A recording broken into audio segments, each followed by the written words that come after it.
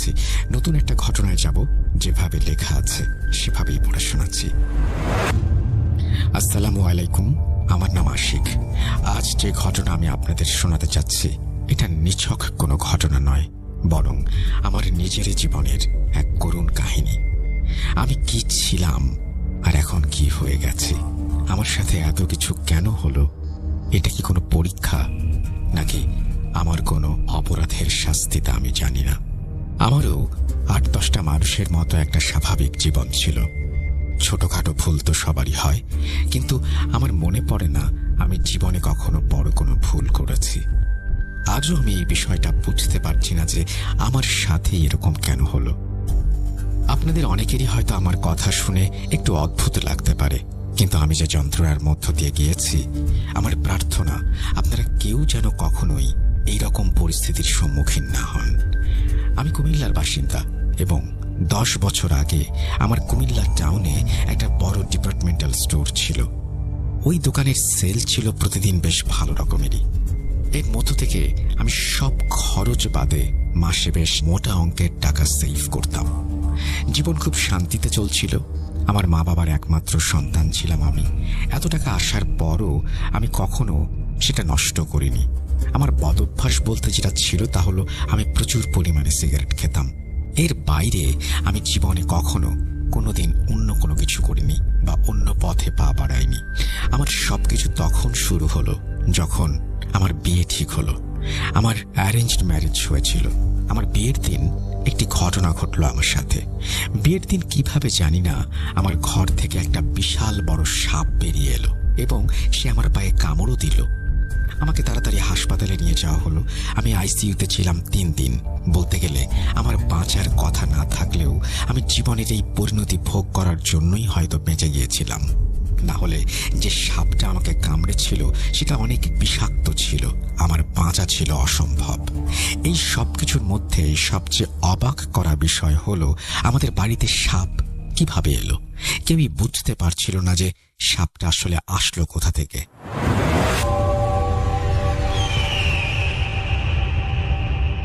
আমি 1 সপ্তাহ ধরে হাসপাতালে ভর্তি ছিলাম।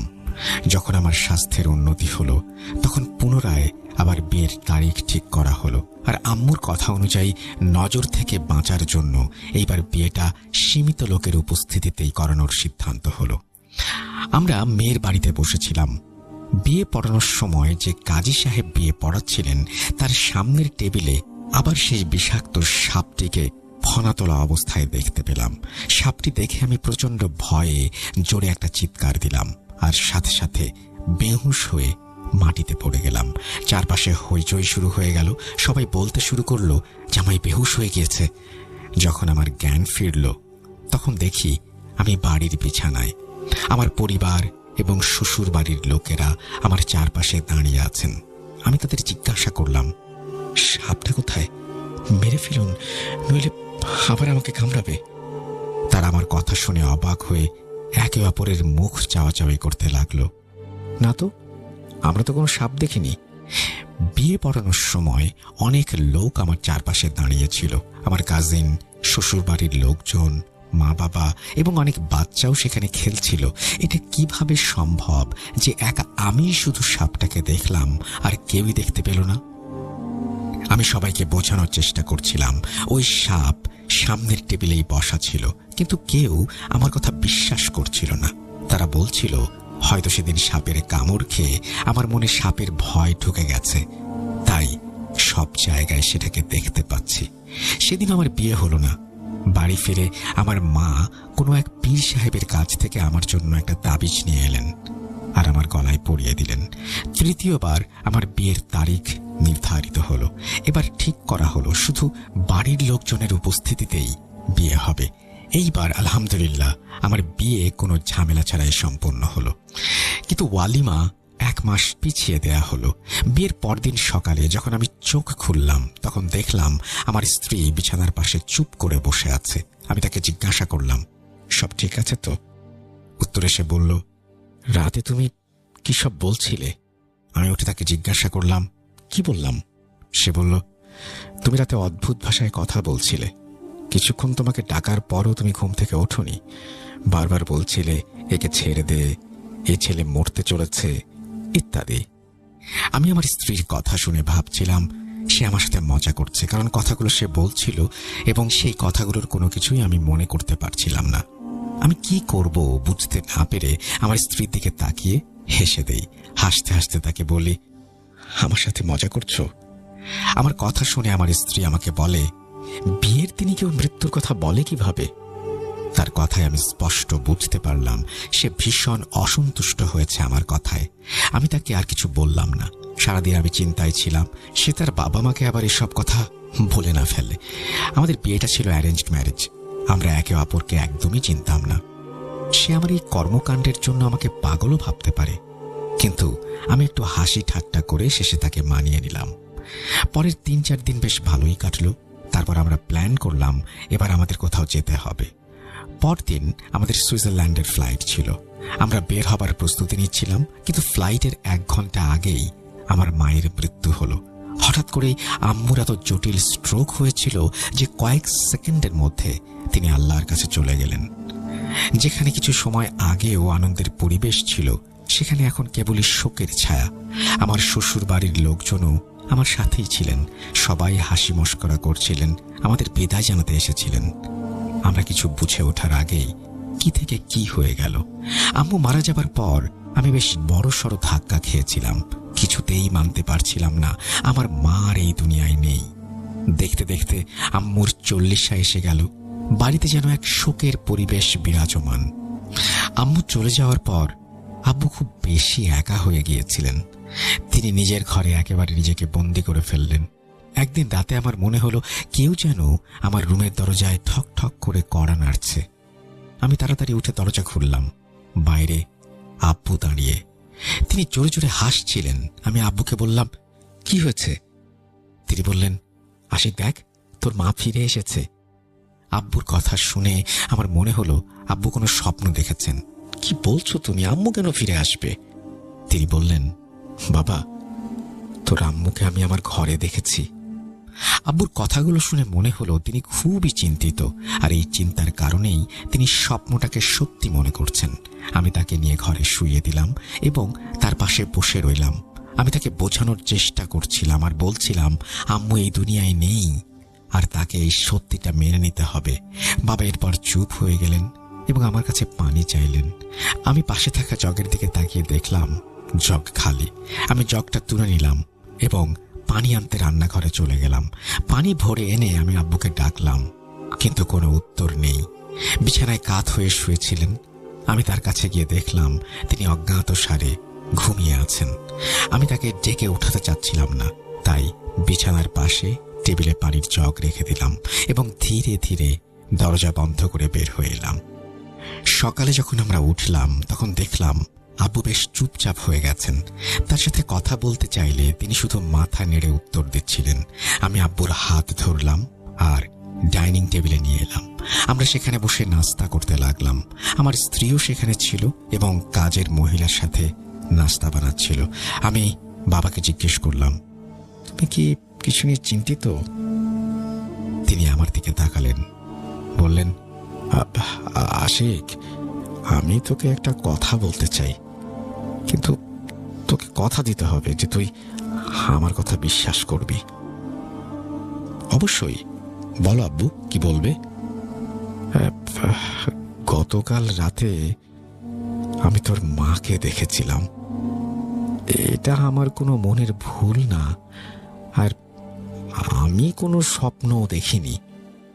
আমি সত্যি তোর মাকে দেখেছি, আর শুধু রাতের বেলাতেই না, এখন ডাইনিং রুমে সে আছে, মানে তোর ওই পাশের চেয়ারটা, ওখানে সে বসে আছে।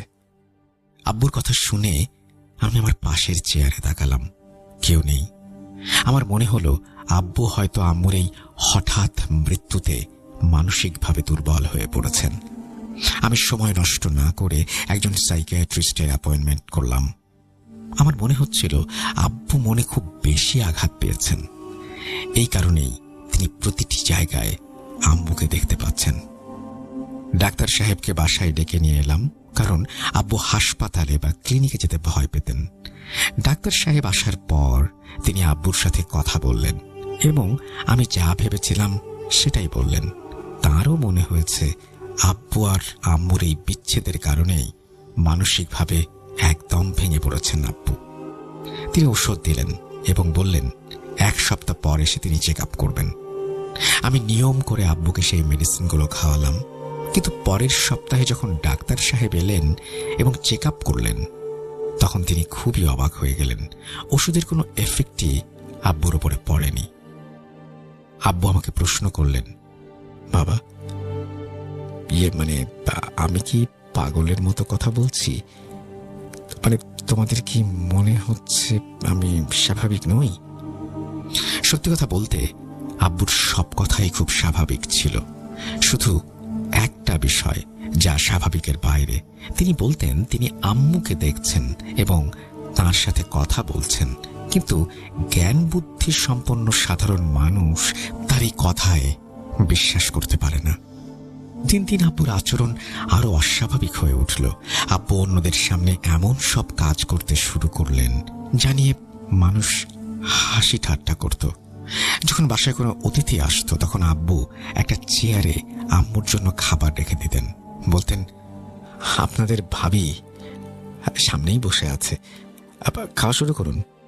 এছাড়াও বাসার কর্মচারীদের বলতেন আম্মুর জন্য একটা প্লেট রাখার জন্য। আব্বুর অবস্থা দিন দিন খারাপ হচ্ছিল।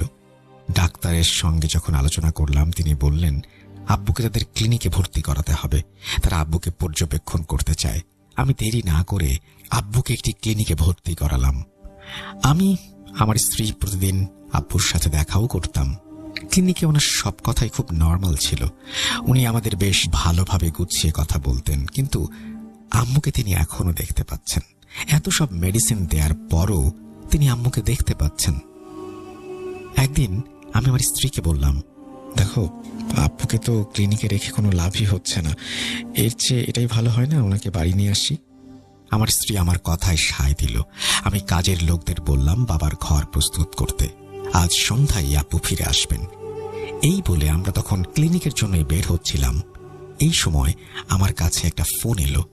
একটা দুঃখের খবর শুনতে হলো আমাকে। আপনার বাবা ইন্তেকাল করেছেন। আমি মাটিতে বসে পড়লাম। আমার স্ত্রী আমাকে বুঝিয়ে শুনিয়ে ক্লিনিকে নিয়ে গেল। সেখানে গিয়ে আব্বুর ইন্তেকালের বিষয়ে জানতে চাইলাম। তারা সব বলল, আর এই পুরো ব্যাপারটাই ছিল আম্মুর ইন্তেকালের মতো। ঠিক যেমন আমার মায়ের ইন্তেকাল হয়েছিল একদম হঠাৎ করে, বাবারও তাই। আমি ডাক্তারদের কাছে এই ব্যাপারে প্রশ্নও করেছিলাম। ডাক্তারদের মতে এটা মারাত্মক হার্ট অ্যাটাক, এবং মানুষ যখন খুব বেশি ভয় পায় তখন এরকম হতে পারে। আমার বাবার কখনো হার্টের কোনো সমস্যা ছিল না, আমার মায়েরও না। এমনকি তাদের কোনো শারীরিক জটিলতাও ছিল না। রক্তচাপের কারণে যেভাবে দুজন মানুষের মৃত্যু হয়েছিল, সেটা আমার জন্য খুবই অসহ্যকর এবং বেদনাদায়ক।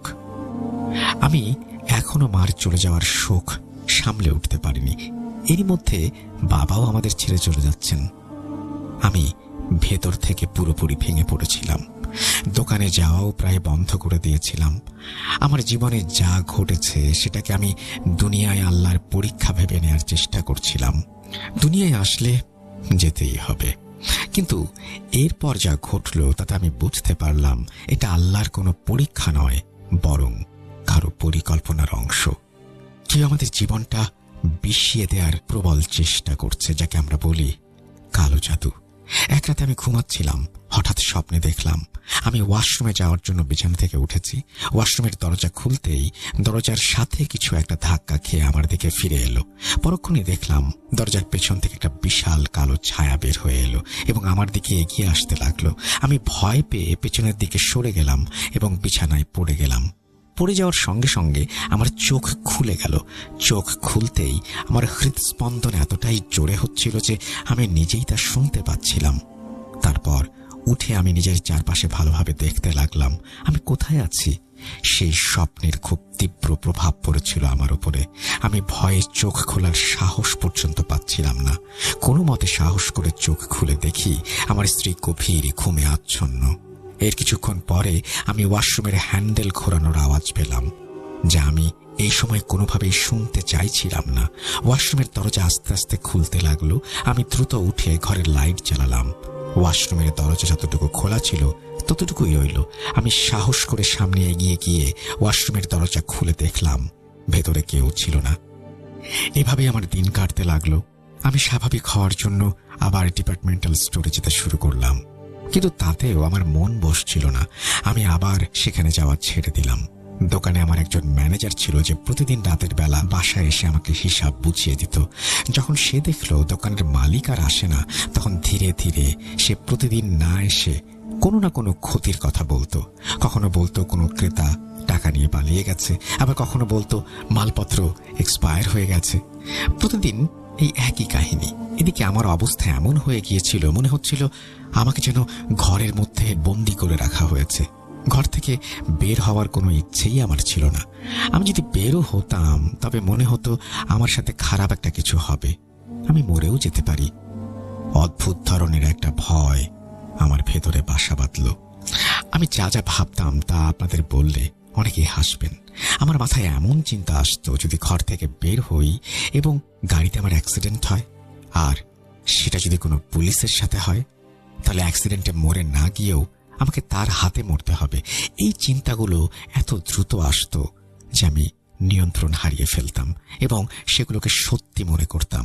এর পেছনের কারণ হয়তো আমার জন্য আমার নিজের ঘর একটা জেলের মতো হয়ে গিয়েছিল এবং আমি সেখানে কয়েদির মতো জীবন কাটাচ্ছিলাম। একদিন বাসার কাজের মেয়ে আমার ঘরে আসে। তাকে খুব নার্ভাস লাগছিল। আমাকে বলল, ভাইয়া, ঘরের বাইরের দিকে একটা বাচ্চা দাঁড়িয়ে আছে। কি হয়েছে তাতে? এতে চিন্তার কি আছে? বাচ্চাই তো দাঁড়িয়ে আছে। আমি মনে করেছিলাম হয়তো প্রতিবেশীর কারো বাচ্চা, কিন্তু আমার কাজের মেয়েটি কাঁদতে কাঁদতে বলল, ভাইয়া, বাইরে বাচ্চার সাথে খালাম্মা বসে আছে। এই কথা শুনে আমি হাঁ হয়ে তাকিয়েছিলাম। খালাম্মা বলে সে সম্বোধন করছিল আমার আম্মুকে। আমি কিছুক্ষণ চুপ থেকে বললাম, তোমার মাথা ঠিক আছে? কি বকবক করছো? আমার কাজের মেয়ে কসম করলো। আমি বাইরে এসে দেখলাম কেউ নেই। সে তার বাচ্চাদের ডাকলো, তাদের মাথায় হাত রেখে বলল, ভাইয়া, খালাম্মা এইখানেই বসেছিলেন, তার সাথে একটা বাচ্চা ছিল। আমি একটুও মিথ্যা বলতেছি না। আমি কাজের মেয়েকে বললাম, তুমি তোমার বাচ্চাদের নিয়ে যাও, যখন তোমার আপা আসবে তখন তোমার সাথে কথা বলবো। কিন্তু আমার কথা উপেক্ষা করে সে সন্ধ্যার আগে আগেই তার সব জিনিসপত্র গুছিয়ে নিয়ে চলে গেল। সে আমাদের অনেক পুরনো কাজের মেয়ে ছিল। মনে হচ্ছিল সে খুবই অস্বাভাবিক কিছু দেখে ফেলেছে এবং তার জন্য এখানে কাজ করাটা খুব কঠিন। অন্যদিকে আমি যেমন আচরণ করেছিলাম তাও স্বাভাবিক ছিল না। আমি বাড়ির বাইরে বের হওয়া একেবারেই ছেড়ে দিলাম। আমার স্ত্রীও এই কারণে বিরক্ত। আমাদের মধ্যে ঝগড়া শুরু হলো। অন্যদিকে আমার ব্যবসাও দিন দিন চরম ক্ষতিগ্রস্ত হচ্ছিল। একদিন খবর পেলাম আমার ম্যানেজার আমার দোকান দখল করে নিয়েছে। সে ভাড়া চুক্তি পরিবর্তন করে নিয়েছে, মালপত্রও আমাকে ধোঁকা দিয়ে সাইনও করিয়ে নিয়েছে। আমার খারাপ সময়ের সুযোগ নিয়ে আখের গুছিয়েছে। আমি বাড়িতে বসেই 2-3 জন আইনজীবীকে সেখানে পাঠিয়েছিলাম, কিন্তু তারা এসে বলল আমাদের নাকি আদালতে যেতে হবে। আইনজীবীদের মতে তার কাছে এত বেশি অথেন্টিক কাগজপত্র আছে যে আদালতে আমাদের পক্ষে কোনো কিছু প্রমাণ করা সম্ভব না। আমার দোকানটা ছিল 3 তলা একটি বিল্ডিং এর নিচতলায়। আমি ভাড়া নিয়েছিলাম। সেখানে কোটি কোটি টাকার মালপত্র ছিল, যা আমার ম্যানেজার জাল কাগজপত্র তৈরি করে সব নিজে নিয়ে নিয়েছে। আমি এই স্টোর তার কাছে বিক্রি করে দিচ্ছি এরকম। প্রথমে মা, পরে বাবা, আর এখন আমার একমাত্র আয়ের উৎসটিও আমার হাত থেকে চলে গেল। আমি ভাবতে লাগলাম, আচ্ছা, কোনো স্বাভাবিক মানুষের জীবনে কি এতটা ওঠানামা থাকতে পারে? কিন্তু আমার ক্ষেত্রে আমার বিয়ের পর শুধু বিপদ আর বিপদই এসেছে। এর পেছনে কি আসলে অন্য কোনো কারণ আছে? আমি বুঝতে পারছি না। একদিকে টাকা পয়সার অভাব আর অন্যদিকে এই অদ্ভুত ঘটনা। আমি রাতে ঘরে ঢুকলাম, দেখি আমার স্ত্রী ঘুমিয়ে পড়েছে। অদ্ভুত সব চিন্তা আমার মাথায় ঘুরছিল, ঘুম আসছিল না। আমি বেশ কিছুক্ষণ চোখ বন্ধ করে শুয়েছিলাম, কিন্তু ঘুমাতে পারলাম না। ওই রাতে একটা অদ্ভুত অস্থিরতা আমাকে ঘুমাতে দিচ্ছিল না। আমি বিছানায় উঠে বসলাম, আমার স্ত্রীকে ডাকতে লাগলাম। আমি শুধু একবার তাকে ডেকেছিলাম। সে আমার পেটে এমন জোরে লাথি মারল, আমি বিছানা থেকে নিচে পড়ে গেলাম। মেঝেতে পড়ে ব্যথায় কোঁকাতে কোঁকাতে দেখলাম আমার স্ত্রী বিছানা থেকে উঠে গেল। তার চোখ সম্পূর্ণ বন্ধ। সে উঠে গিয়ে দেয়ালের পাশে একটা কোণে দাঁড়িয়ে গেল এবং দেয়ালের দিকে তাকিয়ে কথা বলতে শুরু করলো। সে এমন এক ভাষায় কথা বলছিল যে আমি আগে কখনো শুনিনি। তার কিছুক্ষণ পর সে আবার ফিরে আসে এবং বিছানায় শুয়ে ঘুমিয়ে পড়ে। আমি হতবাক হয়ে যাই। খেয়াল করে দেখলাম সেই দেয়াল থেকে, যেখানে কয়েক মুহূর্ত আগে আমার স্ত্রী দাঁড়িয়েছিল কি সব বলছিল, সেখান থেকে একটি ছায়া বের হচ্ছে, ধীরে ধীরে বড় হচ্ছে। তারপর সেটি আমার ঘরের দরজা দিয়ে বাইরে চলে গেল। আমি মেঝেতে পড়া অবস্থায় সেই দৃশ্য দেখেছিলাম। আমি ঘরের লাইট অন করলাম এবং দ্রুত স্ত্রীকে জাগালাম। সে হতবাক হয়ে আমার দিকে তাকালো। তুমি এত রাতে আমাকে কেন তুললে? তুমি এইমাত্র দেয়ালে উঠে কি করছিলে? সে বলল, তোমার মাথা ঠিক আছে? তুমি না আমাকে ডেকে তুললে ঘুম থেকে এইমাত্র। তখন আমি নিজেই নিজের মানসিক আস্থার ওপর সন্দেহ পোষণ করতে লাগলাম। কিন্তু এসব যদি শুধু আমার সাথেই ঘটত তবে আমি ভাবতাম হয়তো আমার মাথায় সমস্যা আছে। কিন্তু আমার মৃত মাকে প্রথমে আমার বাবা দেখেছিলেন। আমার কাজের মেয়েও বলেছে আমার মৃত মাকে সে দেখেছে। তারপর বিয়ের সময় যে ঘটনাগুলো আমার সাথে ঘটেছিল এবং বিয়ের পরে যেভাবে আমার জীবনটা ধ্বংস হয়ে যাচ্ছে, তার সবটাই কি আমার ভুল? একদিন আমার এক বন্ধু আমার বাড়িতে এলো। আমি আমার বন্ধুর সাথে এই বিষয়ে কথা বলছিলাম। সে বলল, দোস্ত, মনে হচ্ছে এটা কোনো জাদুর লক্ষণ। আমি তাকে জিজ্ঞাসা করলাম, কি বলছিস? সত্যি? বাসায় মায়ের মতো যাকে দেখা গিয়েছে আর বাবা যাকে দেখেছেন, তিনি কি আসলে আমার মা? না, এটা তোর মা নয়, বরং জিন, যারা কোন একটা রূপ নিয়ে এসেছে। তাহলে এর সমাধান কি? আমি কিভাবে মুক্তি পাবো বল? তুই কোনো হেল্প করতে পারবি? হ্যাঁ, একটা লোককে চিনি, চেষ্টা করলে আজ রাতেই তাকে নিয়ে আসতে পারবো। তারপর সেই রাতেই আমার বন্ধু একজন মৌলানা সাহেবকে নিয়ে এলেন। তার হাতে বড় একটা তসবিহ, যা তিনি লাগাতার পড়ছিলেন। পরে আমাকে জিজ্ঞাসা করলেন, আপনার ঘর কোনটা, যেখানে আপনি ঘুমান? আমি তাদের আমার ঘরটা দেখিয়ে দিলাম। আমার বউ সেখানে বসেছিল। সে লাগাতার আমার দিকে রাগ নিয়ে তাকিয়েছিল, কারণ সে এসব বিষয়ে বিশ্বাস রাখত না। কিন্তু আমি তাকে অনুরোধ করলাম, তাই সে আমার সাথে বসে পড়ল। সেই মৌলানা সাহেব আমার সামনে বসে কিছু পড়তে লাগলেন। পড়তে পড়তে আধা ঘন্টা পেরিয়ে গেল। আমি দেখলাম পড়ার সময় তার নাক দিয়ে রক্ত পড়তে শুরু করলো। মৌলানা সাহেব চোখ বন্ধ করলেন। আমি জানি না বুঝতে পারছিলেন কিনা, কিন্তু আমাদের চোখে সবকিছু স্পষ্ট ছিল যে তার নাক দিয়ে রক্ত পড়ছে। আমি আমার বন্ধুকে ইশারা করলাম তাকে জানাতে। আমার বন্ধু মুখে আঙুল দিয়ে শান্ত থাকতে বললেন। মৌলভী সাহেব কিছু একটা বিড়বিড় করে পড়ছিলেন। পড়া শুরু করার পর মনে হচ্ছিল যেন বাড়িতে কিছু গন্ডগোল হচ্ছে। প্রথমে আমরা রান্নাঘর থেকে বটি পড়ার আওয়াজ শুনলাম। আমি আগে থেকেই বাড়ির কাজের লোকজনদের ছুটি দিয়েছিলাম। প্রথমে বাটিগুলো একটার পর একটা পড়ার আওয়াজ আসতে লাগলো। তারপর আবার সেই ওয়াশরুমের দরজা খোলার আওয়াজ, এবং সেটা আপনা আপনি বন্ধ হয়ে গেল। আমাদের ঘরের লাইট হঠাৎ করে বন্ধ হয়ে গেল। আমরা সেই মৌলানা সাহেবের চিৎকারের আওয়াজ শুনতে পেলাম। তার চিৎকার শুনে আমরা তিনজনই ভয় পেয়ে গেলাম। আমরা উঠে ঘর থেকে বেরোতে যাচ্ছিলাম, হঠাৎ করেই লাইট জ্বলে উঠল। আমরা দেখলাম পীর সাহেবের ওপর কিছু একটা ভর করেছে। তার চোখ লাল এবং তিনি আমাদের দিকে তাকিয়ে কথা বলতে শুরু করলেন। তুই যা খুশি কর, আমাদের হাত থেকে রেহাই পাবি না। এভাবে কথা বলতে বলতে মৌলানা সাহেব অজ্ঞান হয়ে গেলেন। জ্ঞান ফিরলে তিনি আমাদের দিকে এমন ভাবে তাকাচ্ছিলেন যেন খুবই চিন্তিত। তিনি নিজের জায়গা ছেড়ে উঠলেন আর আমার বন্ধুকে বাইরে যাওয়ার ইশারা করলেন। তারা দুইজনই আমার সঙ্গে কথা না বলে সেখান থেকে বের হয়ে গেল। পরের দিন আমার বন্ধু বলল, মৌলানা সাহেব বলেছেন আমাদের উপর খুবই বিপজ্জনক জাদু করা হয়েছে। এই জাদু এত শক্তিশালী যে এর প্রভাব শেষ না হওয়া পর্যন্ত কিছুই করা সম্ভব না। আমার কপাল ভালো যে আমি বেঁচে গেছি, নাহলে জিনরা আমাকেও মেরে ফেলতো। আমি জিজ্ঞাসা করলাম, এই জাতির উদ্দেশ্য কি? এটা কেন করা হচ্ছে? আমার বন্ধু বলছিল, মওলা সাহেব বলেননি জাদু কে করাচ্ছে, কিন্তু তার কথা মতোই যেই করাচ্ছে তার উদ্দেশ্য হলো আমার সর্বনাশ করা, আমাকে ধ্বংস করা, রাস্তায় নামিয়ে আনা। আমি এই ব্যাপারে আমার বউয়ের সাথে কথা বললাম।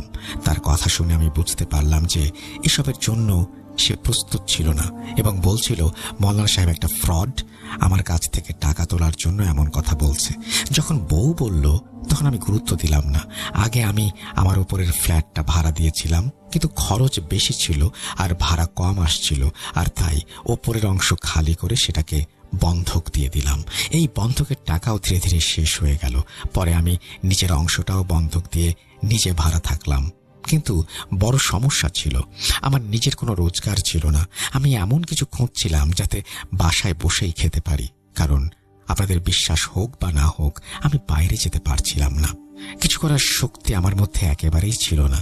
একদিন আমার বউ এসে আমাকে বলল সে আমার সাথে আর থাকতে চায় না, তালাক চায়। আমি অনেক মিনতি করলাম, হাতে পায়ে পড়লাম, লাভ হলো না। আমি জানতাম সে কিছু একটার কারণে প্রভাবিত।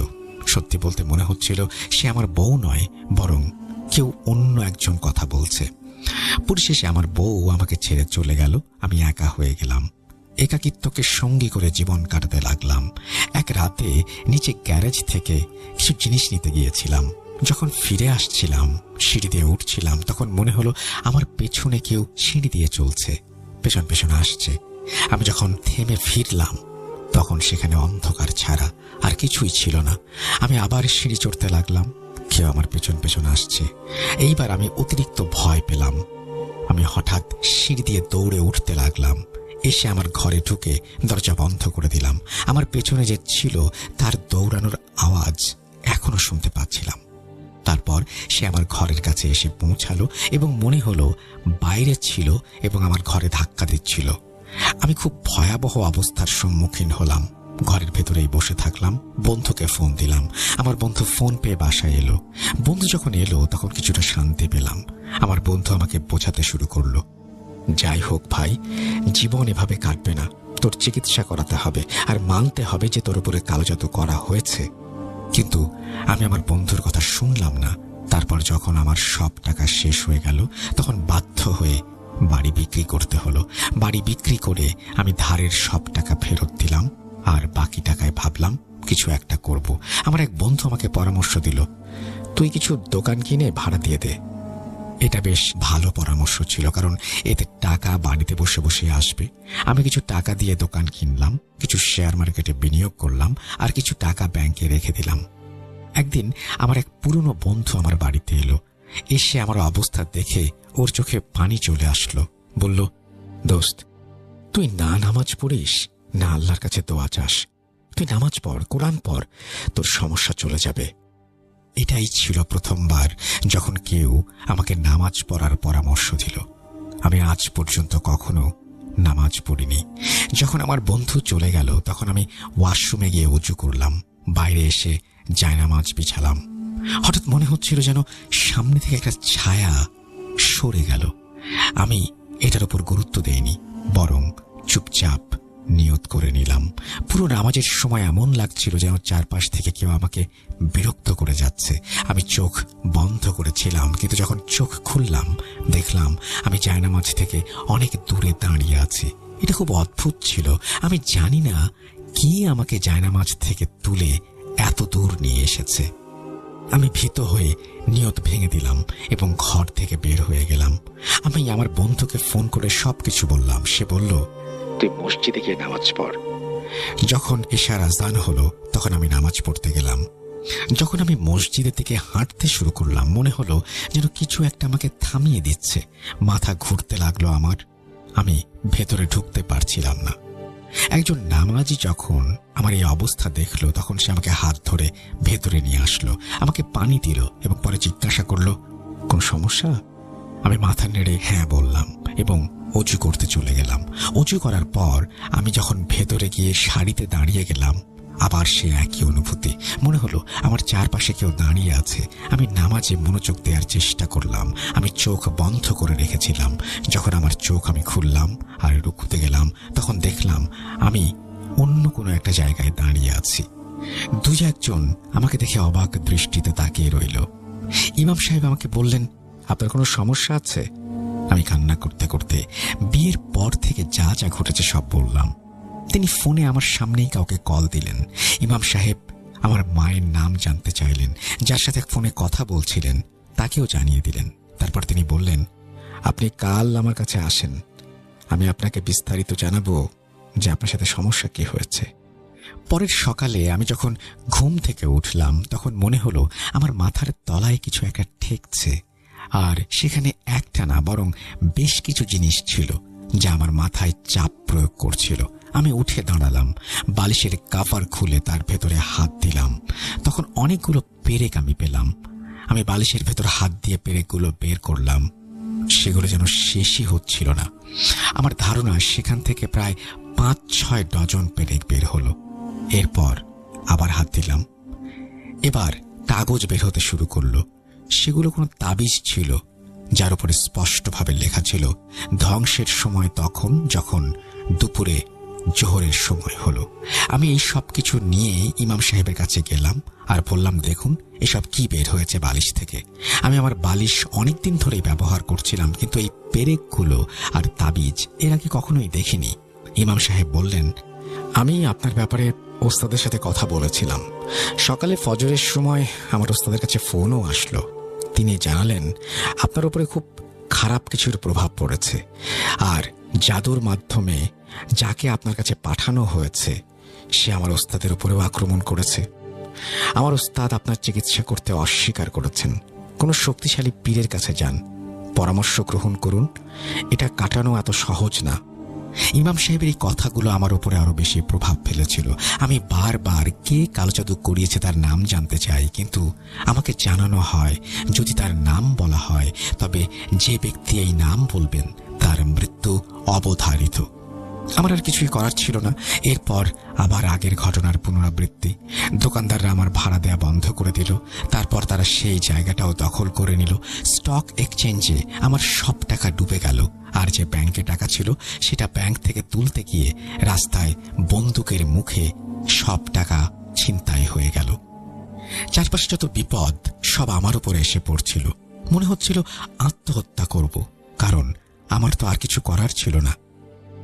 একদিন আমার এক বন্ধু বলল, আমার পরিচিত এক পীর সাহেব আছেন, তুমি সেখানে যাও, হয়তো তোমার চিকিৎসা হতে পারে। যখন একটু আশা দেখতে পেলাম, আমি তৎক্ষণাৎ সেখানে রওনা দিলাম। আমি যখন সেখানে যাচ্ছিলাম, আমাকে কেউ বা কিছু এমন জোরে একটা ধাক্কা দিল যে আমি প্রায় গর্তে পড়ে যাচ্ছিলাম। কোনো রকমে আমি সেখানে পৌঁছাই। উনি আমাকে বসান। উনি বললেন, আপনার উপরে ভয়ানক জাদু করা হয়েছে। উনি কিছু তাবিজ দিলেন আর বললেন, বাড়ি গিয়ে এগুলো নিয়ে কিছু একটা করতে হবে। আমি ওনার হাদিয়া দিয়ে বাসায় ফিরে আসি। বাসায় ফিরে এসে পকেটে হাত দিতেই দেখি তাবিজগুলো অদৃশ্য হয়ে গেছে। পরে আবারও একজন বললেন যে সিলেটে একজন খুব বড় পীর সাহেব আছেন। আমি সেখানে গেলাম। তখন আমার মাথায় কি ভর করলো আমি জানি না, আমি পীর সাহেবের ওপরেই হামলা করে দিলাম। ওনার মুরিদ ওনাকে বাঁচালো। উনিও একই কথা বললেন, আপনার ওপরে ভয়ানক জাদু করা হয়েছে। আমি আবার হতাশ হয়ে ফিরে আসি। ব্যাপারটা অদ্ভুত ছিল, কারণ সবাই বলছিল জাদু করা হয়েছে, কিন্তু চিকিৎসার জন্য কারো কাছেই সাহায্য পাচ্ছিলাম না। এই হলো আমার ভাগ্য। এরপর আমি অনেক জায়গায় চাকরি করার চেষ্টা করেছি, কিন্তু বের করে দেয়া হয়েছে আমাকে। কখনো মিথ্যা অপবাদ, আবার কখনো বিনা নোটিসে। আপনাদের মধ্যে কেউ আন্দাজও করতে পারবেন না যে আমি এখন কতটা কষ্টে আছি। আমি আমার যৌবনে কেমন জীবন কাটিয়েছি আর এখন কতটা লজ্জায় পড়তে হচ্ছে। আমি পুরোপুরি যেন এক জীবন্ত ভগ্নাংশ হয়েই নিজের জীবন যাপন করছি। একজন বৃদ্ধ মহিলা আছেন যিনি আমাকে একটি ঘর দিয়েছেন। এই ঘটনা আমি আপনাদের জানাচ্ছি আমার পাশের বাড়ির একটি ছেলের মোবাইল থেকে। সে প্রায়ই তার মোবাইল নিয়ে আমার কাছে আসে এবং আমরা দুইজন মিলে ভূত.com শুনি। কয়েকদিন ধরে ভাবছিলাম, সাহস হচ্ছিল না ঘটনা পাঠানোর। আমি শুধু চাই আমার জীবনের শেষ বছরগুলো একটু মর্যাদার সঙ্গে কাটাতে, ছোটখাটো প্রয়োজনের জন্য মানুষের কাছে হাত পাততে যেন না হয় আমাকে। আপনারা সবাই আমার জন্য দোয়া করবেন যেন বাকিটা জীবন আমি এভাবেই পার করতে পারি, একটু মান সম্মানের সাথে। আসসালামু আলাইকুম। আসসালামু আলাইকুম। আজকে আপনাদের মাঝে আমি একটি ঘটনা নিয়ে এসেছি। এই ঘটনাটি পুরোটাই অদ্ভুত। আর মানুষ মানুষের শত্রু, আচ্ছা শত্রু থাকতেই পারে, কিন্তু তাই বলে কি আপনি সরাসরি আঘাত করতে পারবেন না, পিছন থেকে বিভিন্ন রকমের কষ্ট দিয়ে আঘাত করবেন, এটা কিন্তু ঠিক না।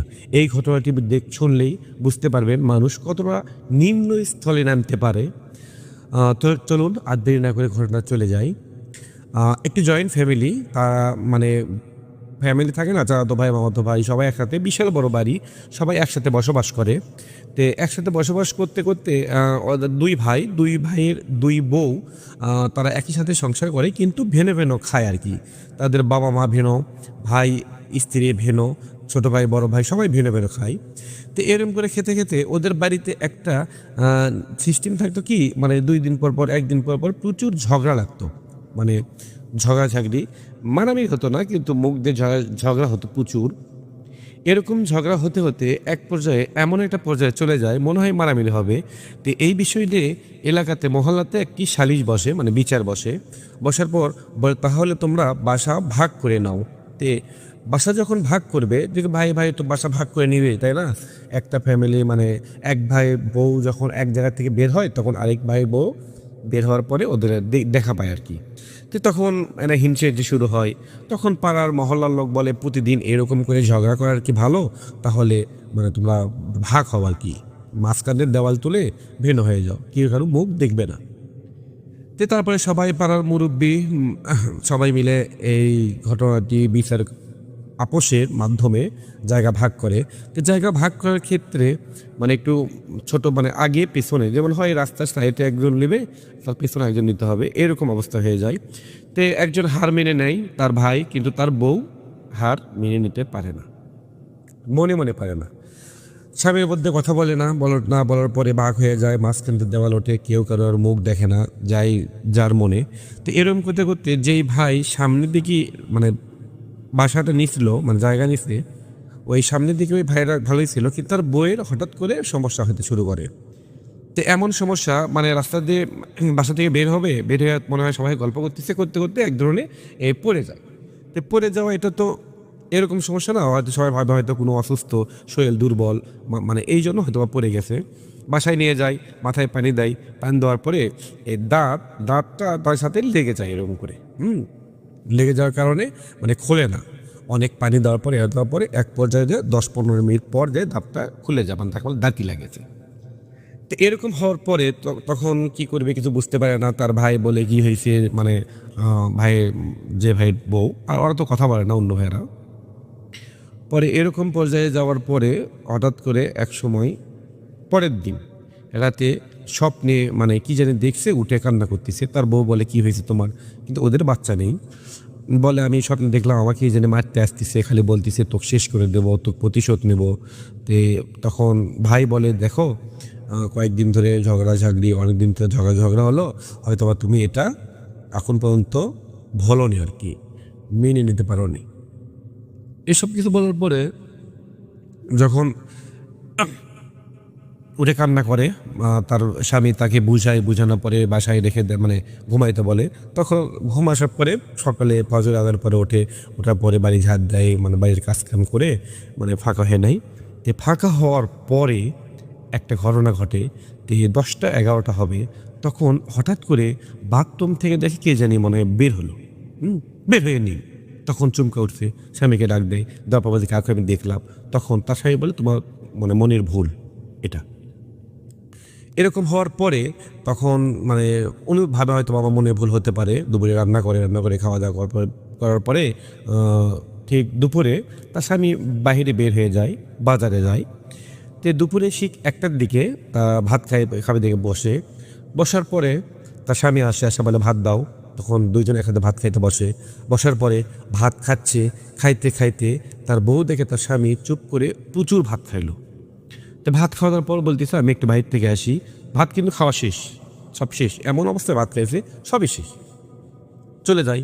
তার স্বামী একটু বাইরে যায়, যাওয়ার পর আসে না, ঠিক 2টা 2:30 3টের দিকে তার স্বামী আসে। আসার পর গোসল করার পর বলতে আমি ভাত খাবো, প্রচুর ক্ষুধা লেগেছে, আমি গেছিলাম এক জায়গায়। তার বউ তো অবাক, বলে কি রে, এখন থেকে ঠিক 1 ঘন্টা আগে ভাত খেয়ে গেল, আবার বলতেছে ভাত খাবো। তখন বলে তুমি তো ভাত খাইছো। বলে কোথায় ভাত খাইছি, আমি তো বাড়িতে আসিনি, তুই ভুল বকতিস। বলে না, কিছুক্ষণ আগে তুমি ভাত খাইছো, আমি ভাত খাইছি, দেখো হাড়ি পাতে সব কিছু ফাঁকা, প্রচুর ভাত খাইছো, তাই তুমি বললাম একটু হাঁটে আসি বাইরে গেলা। তো বলছে না, আমি তো বাড়িতে আসিনি। তখন তার বউ মানে হতাশ হয়ে পড়লো, তাহলে আমি কাকে ভাত দিলাম, কে ভাত খাইলো, চিন্তার বিষয়। তখন তার স্বামী বলতেছে আসলে তোর মাথার সমস্যা হয়ে গেছে। তারপরে সেই দিনই বিকেলে ডাক্তার কাছে নিয়ে যায়, যাওয়ার পরে ডাক্তার যখন সব কিছু বলার পর ডাক্তার বলে ঠিক মতো ঘুম হয় না, এই জন্য মানসিক টেনশন করে চিন্তা ভাবনার ক্ষেত্রে তার এইরকম সমস্যা হচ্ছে। ঘুমের ওষুধ দেয়, টেনশনের ওষুধ দেয়, এরকম করে ওষুধ খাওয়ার পরে ঘুম পারে। 1 দিন 2 দিন ভালো থাকে, 3 দিনের মাথার যেয়ে তার স্বামী সন্ধ্যার দিকে বাসায় আসে। আসার পর যখন কাজ মানে শুয়ে পড়ে, বলছে আমি ভালো লাগতেছে না, আমি একটু শুবো। তখন তার বউ শুয়ে পড়লো, গ্রামের বাসা বোঝেন। শুয়ে পড়ার পরে ঠিক তার বউ প্রস্রাব করতে মানে বাথরুমে যায়, বাথরুম ইউজ করার জন্য। বাহিরে যখন বাথরুমে যায়, বাথরুম থেকে এসে তার স্বামী নেই, ডাকে ফোন দেয়, ফোন বন্ধ। ঠিক 20 মিনিট পর তার স্বামী আসে। আসার পর বলতেছে কি শুয়ে পড়ছো? বলতে হ্যাঁ, তুমি তো শুয়ে পড়লা। বলতে আমি তো আসিনি, আমি তো বাহিরে বন্ধুর সাথে আড্ডা দিলাম। তাহলে তার বউ কাকে দেখে? 2 দিন হলো কাকে দেখলো? একটা হতাশায় পড়লো। তখন তার বউ মানসিকভাবে টেনশনে পড়লো। ঘরে শুয়ে থাকতে থাকতে রাতে উঠে কান্না করে, বলে ওই সাইডে কে দাঁড়িয়ে আছে, চোখ লাল, মানে ভয় দেখাচ্ছে, এমনভাবে হাত নিয়ে আসে মনে হয় মেরে ফেল দিবে। তো এরকম করে 5-7 দিন চলে। তারপরে সেই মেয়ের বাবা মাকে সব মানে খবর দেয় তার স্বামী, বলে এই বৃত্তান্ত। তখন তার মেয়েকে নিয়ে চলে যায় বাবার বাড়ি। বাবার বাড়িতে কিছুদিন থাকার পর 5-6 দিন থাকার পর আবার তার স্বামী বাসায় নিয়ে আসার পরে ঠিক সব কিছু দিন ভালো থাকে, হাসি খুশি সবাই থাকার পর রাতে যখন শুয়ে পড়বে, শোয়ার পর তখন তার বউ কান্না করতেছে 12টার পরে। সেইভাবে কান্না করতেছে আর পাও খালি নাড়াচ্ছে, মানে এক পাও খালি নাড়াচ্ছে। স্বামীকে বলতেছে ধরো ধরো, আমাকে নিয়ে গেলো। তখন তার স্বামী উঠে, তখন তার বউকে যখন ধরে তখন প্রচুর শক্তি, তে বলতে আমাকে নিয়ে গেলো, বলে কোথায় নিয়ে গেলো, কে নিয়ে গেলো? তখন এক সময় মানে উঠে বসাবো বলতেছে আমার পা ধরে টেনে নিয়ে যাচ্ছে। তার মানে মুখ চোখ এমন অবস্থায় দেখলে মানে ভয়ে একবার শেষ, চোখ বড় বড়, দাঁত বের হয়ে যাচ্ছে, লোম অনেক বড় মানে ঝুলে গেছে, হাতের নখ একেবারে কাঁটার মতো। তখন আমার পা ধরে টানছে। তখন পায়ে দেখে হাতের দাগ, নখের দাগ, এমন হাতের দাগ আছে, নখ মানে বসে গেছে একবার মানে পায়ের মধ্যে। আর মেয়েদের শরীর তো একটু নরম হয়, এমনভাবে বসে গেছে। তখন তার স্বামী মানে কিছু একটা টের পেলো, না আসলে কিছু একটা হচ্ছে। তখন এলাকার একটা মসজিদ আছে, ওই মসজিদে হুজুরে কাজ দেয়। যাওয়ার পর হুজুরকে সব কিছু খুলে বলার পর হুজুর বলে আমি সন্ধ্যার দিকে আপনার বাসায় যাব, যাওয়ার পর সব কিছু দেখবো কি হয়েছে, কি সমস্যা। তখন বলতেছে ঠিক আছে হুজুর, আপনি মনে করে একটু আসবেন। ঠিক মাগরিবে নামাজের পর তার হুজুর বাসায় চলে আসে।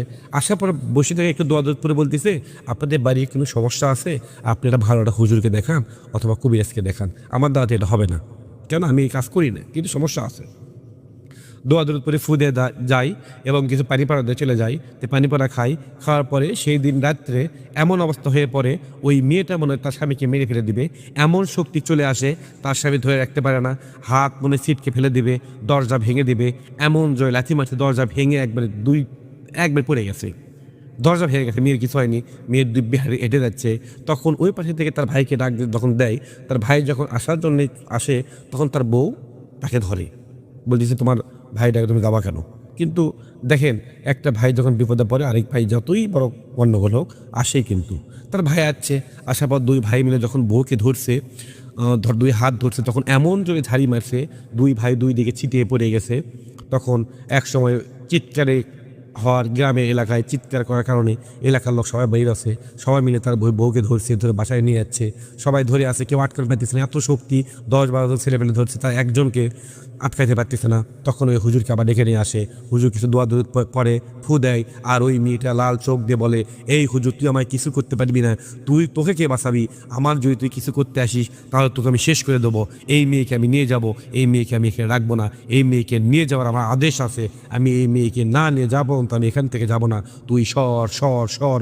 এরম করে বলার পর হুজুর এক পর্যায়ে ভয় পায়। তারপর হুজুর দেখে ওই মেয়েটার পিছনে এমন একটা দৈত্য মতো একটা অবয়ব দাঁড়িয়ে থাকে, থেকে হাসে। তখন সে অনুভবটা হুজুর শুধু দেখতে পায়। হুজুর সেটা পরে বলে, পড়া ওখান থেকে হুজুর ভয়ে, হুজুর বলে আমি এখানে থাকতে পারবো না। তখন হুজুর এখান থেকে চলে আসে। তখন একটা কবিরাজের খোঁজ দেয়। ওই কবিরাজকে ওই রাতে ওখান থেকে বেশি টাকা দিয়ে নিয়ে আসে। নিয়ে আসার পর ওই কবিরাজ যখন চিকিৎসা করতে শুরু করার পর এক পর্যায়ে হাতে তাবিজ, পায়ে তাবিজ, অনেক করে তাবিজ দেয়, পানি পড়া দেয়, ফু দেয়। দেওয়ার পর এক পর্যায়ে মেয়েটা আস্তে আস্তে শীতল হয়ে পড়ে। কিন্তু ওই হুজুর বলে একে যে ধরছে তাই প্রচুর শক্তিশালী, অনেক শক্তিশালী, এখানে আমি পারবো না, এটা বড় কোনো আলেম অথবা বড় কোনো হুজুরের ছাড়া এটা কোনো সম্ভব না। তখন ওই হুজুর চলে যায়। যাওয়ার পরে ঠিক পরের দিন দেখে ওই হুজুরকে খুঁজে পাওয়া যায় না।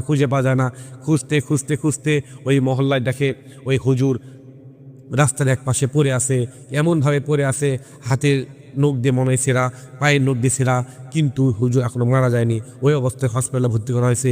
ঠিক 3 দিন পর হুজুরে জ্ঞান ফিরছে। হুজুরে জ্ঞান ফেরার পর হুজুরকে যখন বলা হয় আপনার কী হয়েছিল, বলতেছে আমি ওই বাসা থেকে আসার সময় ওই রাস্তার ওই ব্রিজের নিচে একটা কালো একটা অবয়ব আমার সামনে চলে আসে। আসার পর বলতেছে তুমি যে ওখানে চিকিৎসা করে আসলা, তুই এখন তোকে বাঁচাবে, তুই এখন নিজে বাঁচ। তখন আর হুজুর দোয়া করে ফু দেয়, কোনো কাজে লাগে না। তখন এক পর্যায়ে ওর কাছে আসতে পারে না। এক পর্যায়ে এমন অবস্থা হয়ে যায়, এমন জোরে লাথি মারে, তখন হুজুর পড়ে যায়। হুজুর তখন চোখ মেলে দেখতে পাচ্ছিছে কী জানি হচ্ছে, তার হাত ধরে টানে, পা ধরে টানে, টেনে নিয়ে যে রাস্তার ওই পাশে রেখে দেয়। দেওয়ার পর ওখান থেকে চলে যায়। তারপরে কী হয় হুজুর জানে না, কিন্তু হুজুর জানে বেঁচে আছে, এখনও মারা যায়নি। তখন হুজুর বলতেছে আমি এই কাজ করতে পারবো না। তখন হুজুরের যে ওস্তাদ, ওই ওস্তাদকে সব কিছু খুলে বলার পর ওস্তাদ বলতেছে ওই মেয়ে নিয়ে আমার কাছে চলে আসো। তখন ওই মেয়ের ফ্যামিলি ওই মেয়েকে নিয়ে চলে যায়। যাওয়ার পর হুজুরে একটা ঘর আছে পার্সোনালভাবে, ওই ঘরের মধ্যে যখন বসে সবাই চারিদিকে বসে থাকে, তখন হুজুর ঠিক আধা ঘন্টার মতো দোয়া দরুদ করে ফু দেয়। চোখ বন্ধ করে এমনভাবে দোয়া দরুদ করে ফু দেয়, যখন একটা ফু পরে তখন ওই মেয়েটা শরীর পুরোটা ঝাঁকি দিয়ে ওঠে। তখন কি করবে কিছু বুঝতে পারে না। এরকম হতে হতে ওই মেয়েটা এক পর্যায়ে চিৎকার করে বলে তুই হুজুর তুই ঠিক কাজ করতেছিস না, তুই যদি আমাকে কষ্ট দিস তার তোকে কে বাঁচাবি, তোকে কে বাঁচাতে পারবে না, তোর চাইতে বড় ওস্তাদ আমাকে এখানে পাঠাইছে।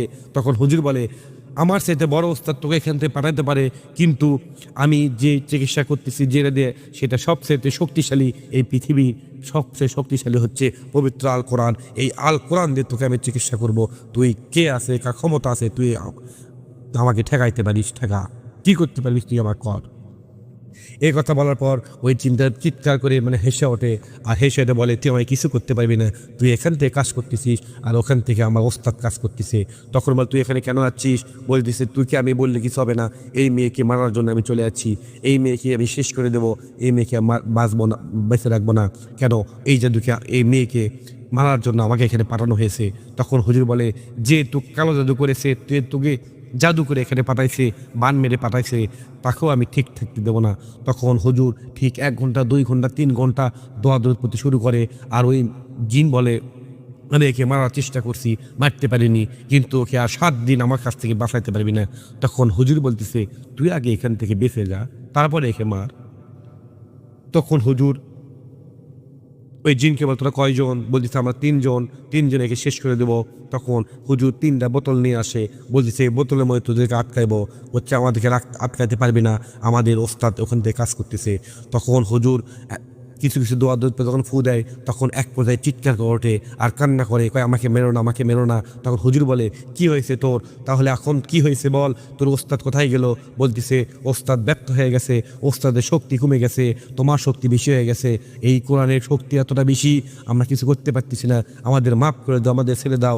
তখন হুজুর বলে এখন যদি তোদেরকে এখান থেকে ছেড়ে দিই তা তোরা আবার আসবি, এই মেয়েকে কষ্ট দিবি, মেয়েকে মেরে ফেলে দিবি, তোর ওস্তাদের শিক্ষা পাওয়া উচিত। তখন ওই 3টা জিনকে বোতলের মধ্যে তোলার পর বন্দি করে দেয়। দেওয়ার পরে বোতলে মুখ লেগে দিয়ে সমুদ্রের মধ্যে ফেলে দেয়। তারপর দীর্ঘ 2 দিন ঠিক থাকে। তখন হুজুর বলে 2 দিন পর আপনারা আবার আসবেন। তখন মেয়ে চলে যাওয়ার পর 2 দিন কোনো সমস্যা হয় না। 3 দিনের মাথার যে ওই মেয়েকে নিয়ে আবার চলে আসে হুজুরের কাছে। হুজুর বলতেছে এখন আমি কিছু কাজ করে দেবো, এই মেয়েকে আর কেউ কিছু করতে পারবে না, আর যেই মানুষের দ্বারা এই কাজটা করা হয়েছে তার বমি হবে, রক্ত বমি হবে, তাহলে আমার কাছে না আসা পর্যন্ত তিনি আর বাঁচবে না, এমন কাজ করে দেবো। তখন বলতেছে হ্যাঁ হুজুর আপনি এটাই করেন।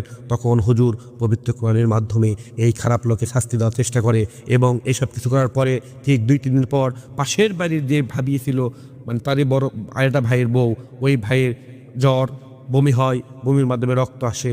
এরকম করে যখন লক্ষণটা সব কিছু পেয়ে যায়, তখন তার ভাই চলে যায় তার ভাইয়ের কাছে। তখন ভাইয়ের কাছে সব কিছু খুলে বলে, ভাই এই বৃত্তান্ত হুজুর এরকম করে বলছিল। তখন তার বউয়ের কাছে যায়, যাওয়ার পর তার বউকে বলে, তুমি কি এসব কিছু কোন কাজ করছো? স্বীকার হয় না। এক পর্যায়ে তখন ওই ভাই বলে, তুমি যদি করে থাকো তাহলে এখনও সময় আছে, তুমি বলো, আর যদি না করে থাকো তাহলে কোনো সমস্যা নেই। কেন এই কাজটা যেই করেছে তাই 7 দিনের মাথায় মারা যাবে, বমি হবে, রক্ত বমি হবে।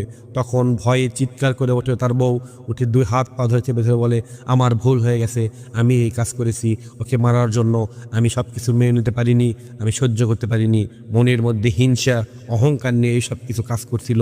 তখন তার ভাইকে ডাক দেয়, তার বউ আসে, সবাই আসার পরে এক জায়গায় বসার পর বলতেছে, তার ভাইয়ের বউ বলতেছে, ভাবি আপনি এই কাজটা করা ঠিক করেননি, আমি প্রচুর কষ্ট পাইছি, আমি আপনাদের এই আশা করিনি, কেননা আমাদের ঝগড়া হয়েছে, এখানে কিছু হয়েছে, কিন্তু দেখেন আপনার বিপদে আমি যাব, আমার বিপদে আপনি যাবেন।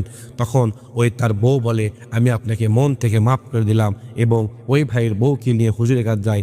যাওয়ার পর হুজুর বলতেছে, তাহলে করেছে।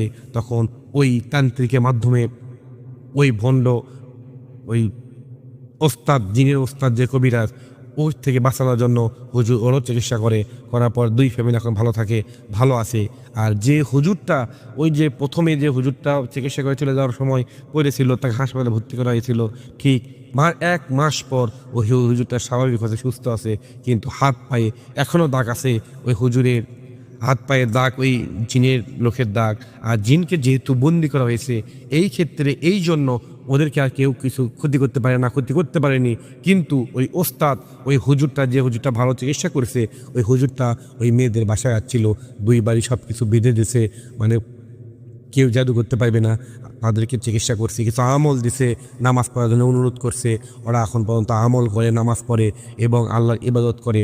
পবিত্র কোরআন পড়লে সেই ঘরে জিন শয়তান কখনো আসতে পারে না, আসার সময় ভয় করে, আসতে শক্তি পারে না।